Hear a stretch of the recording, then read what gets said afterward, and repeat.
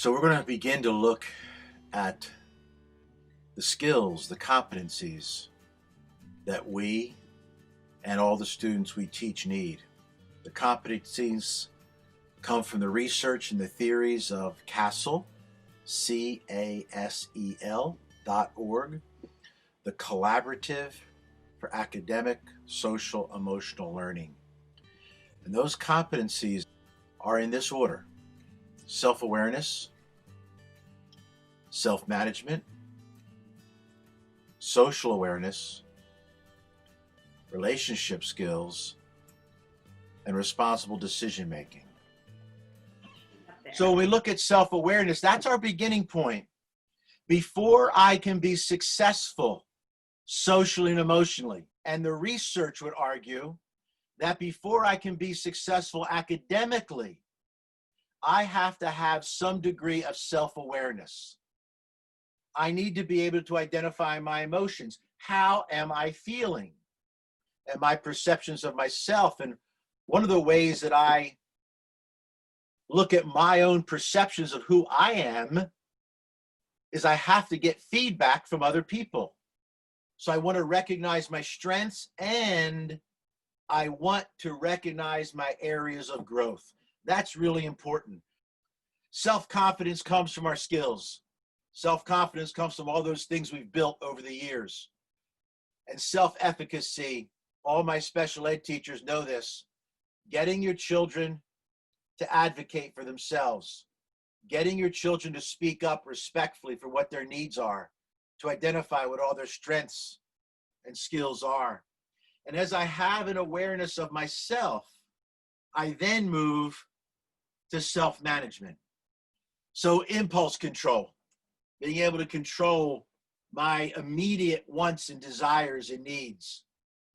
Stress management is significant for all of us. How are we managing our stresses? Getting a good night's sleep, getting enough water, getting some form of exercise every day, finding some time for self-reflection, mindfulness, meditation, prayer, whatever would be your skill set. Self-discipline, focusing on a path, focusing on a goal. And one of the important pieces here around self-management is goal setting. And as I look at the data around children who do not get involved in problematic behavior like alcohol and drugs, bullying, violence, we look at the children who do not get involved in those kinds of issues, they tend to be very goal-oriented human beings. So in the classroom, my friends, in the counseling settings, in the administrative settings, anything we're doing to help our children in the self-management area is helping them make very, very healthy decisions. The first two pieces, self-awareness and self-management, those are internal with the help of other people looking at me. Now I move into the very social world, social awareness. How do I see the world? Compassion. Taking my love for other human beings and putting it into action. Empathy. Risking to feel with another human being.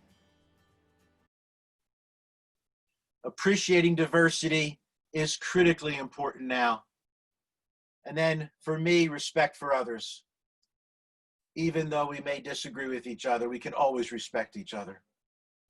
And then we go a little deeper into the interpersonal world, moving from social awareness to actually building relationships. What makes up a healthy relationship? One is the ability to communicate with each other. And I don't mean surface communication. I mean a meaningful dialogue. And you all know the difference. And we know how we feel when we've had a meaningful dialogue. We've had a deep conversation. Being able to stay engaged socially. Building those relationships. And then working as a team, as every one of you do. And as we look at ourselves and we work with each other, we come to the final step, and that's the responsible decision making. When I know myself, when I can manage myself, when I'm aware of the world outside of me, when I can build healthy relationships, then I can make responsible decisions. And notice, particularly my science teachers, please notice that is very synonymous with the scientific method. We have to identify the problem, identify the concern, and we're doing that today in our country. You're doing it in your schools, in your classrooms. We're analyzing the situation. We're pulling in data. As we pull in that data, the data tells us what action steps need to take, whether it's a behavioral action step, whether it's an academic action step. We're evaluating again the actions we've taken. We reflect. And then we are ethically responsible, getting a sense of our ethics, our values, those things that are deep inside of every one of us that move us. Self-awareness, self-management, social awareness, relationship skills, and responsible decision-making.